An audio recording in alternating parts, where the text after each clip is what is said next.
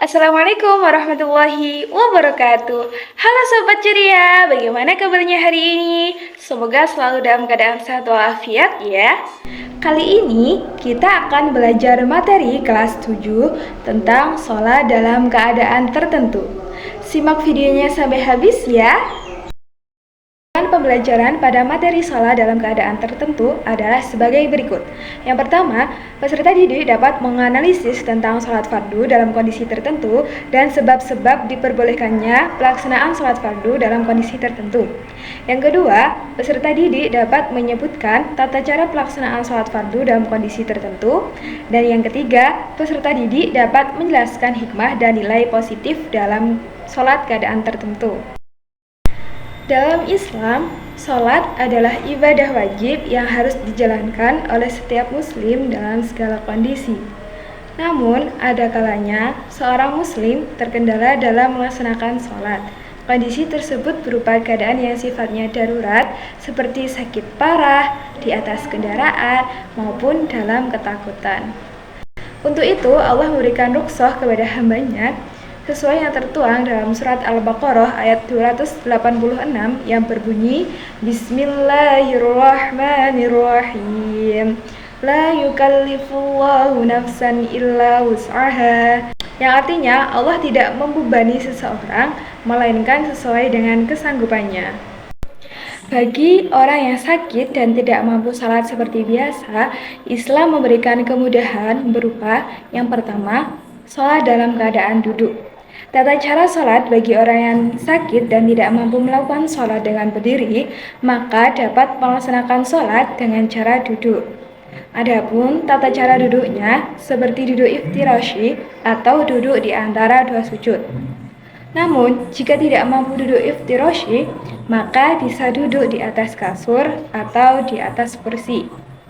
Adapun ketika rukuk, badan dibungkukkan sedikit ke arah depan, dan ketika sujud, badan lebih rendah ketimbang dari posisi rukuk tadi. Cara yang kedua adalah dengan berbaring.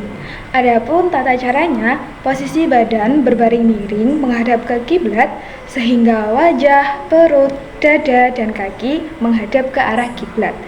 Adapun untuk gerakan rukuk dan sujud bisa dilakukan dengan cara menggerakkan kepala semampunya. Nah, cara yang ketiga adalah dengan tidur terlentang. Jika seseorang tidak mampu sholat dengan berbaring, maka dapat menggunakan dengan cara tidur terlentang. Tata caranya, posisikan tidur dengan kepala berada di sebelah timur dan kaki di sebelah barat. Kedua kaki dihadapkan ke arah kiblat. Jika memungkinkan, kepala diberi bantal agar wajah dapat menghadap ke arah kiblat. Poin selanjutnya adalah sholat di atas kendaraan. Salat di atas kendaraan memiliki beberapa ketentuan loh. Pertama, jika kendaraan yang ditumpangi memungkinkan untuk melaksanakan salat fardu secara sempurna, misalnya seperti berada di dalam kapal. Nah, ketentuan yang kedua, jika seseorang berada dalam kendaraan yang tidak memungkinkan untuk melaksanakan salat fardu secara sempurna, seperti dalam kereta api maupun dalam pesawat. Nah, untuk ketentuan yang kedua ini, tata cara sholatnya adalah dengan cara duduk tegak atau bersandar di kursi kendaraan. Usahakan untuk menghadap ke kiblat. Jika sulit untuk menghadap ke arah kiblat, maka diperbolehkan untuk menghadap ke arah laju kendaraan. Poin selanjutnya adalah sholat dalam keadaan takut atau khauf.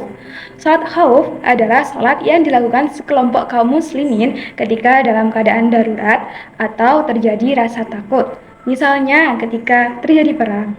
Nah, syarat untuk diperbolehkannya sholat khauf yaitu pertama, musuh termasuk dari kalangan yang halal untuk diperangi. Dan yang kedua, khawatir adanya serangan dari musuh saat sedang sholat. Adapun tata cara sholat khauf yaitu yang pertama, apabila musuh berada di selain arah kiblat. Tata caranya yaitu imam membagi jamaah menjadi dua kelompok atau dua shaf. Kalau shaf pertama sholat bersama imam 1 rakaat, kemudian menyelesaikan rakaat kedua sampai duduk tasyahud. Sedangkan di shaf kedua, mengawasi musuh. Setelah saf pertama selesai, mereka mengganti posisi saf kedua untuk berjaga, sedangkan saf kedua sholat bersama imam. Kemudian, imam meneruskan sholat hingga duduk tasyahud, sedangkan kelompok 2 menyempurnakan sholat sampai tasyahud juga. Setelah kedua kelompok duduk tasyahud, baru imam mengucapkan salam. Yang kedua adalah apabila musuh berada di arah kiblat.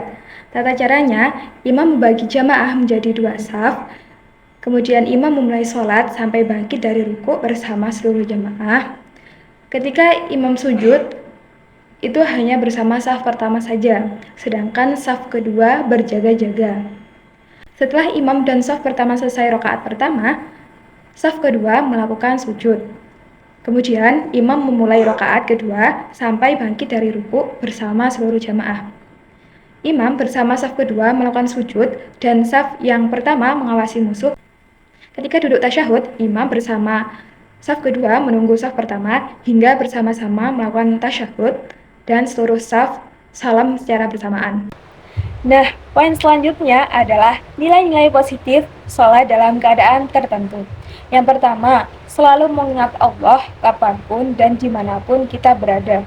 Yang kedua, membuktikan bahwa ajaran Islam itu mudah dan tidak memberatkan. Yang ketiga, melaksanakan sholat dalam kondisi apapun menunjukkan keteguhan iman dan ketaatan kita sebagai seorang hamba. Islam adalah agama yang penuh dengan kemudahan. Dalam keadaan apapun, kita tetap wajib sholat sesuai dengan kemampuan kita.